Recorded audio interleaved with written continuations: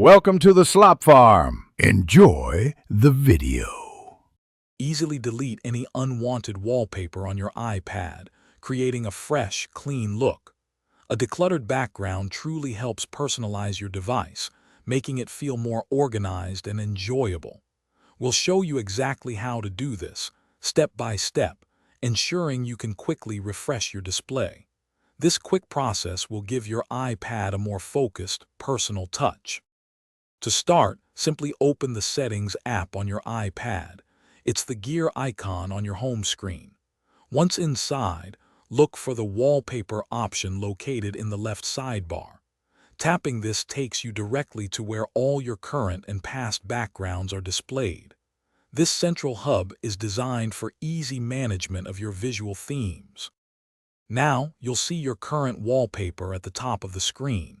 Swipe left or right through the various wallpaper options you've previously set. Carefully identify the specific background image you want to remove from your collection. Take your time to ensure you select the correct one, as this is crucial for the next step.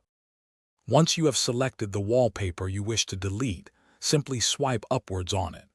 As you do, a red Delete button will clearly appear at the bottom of the screen.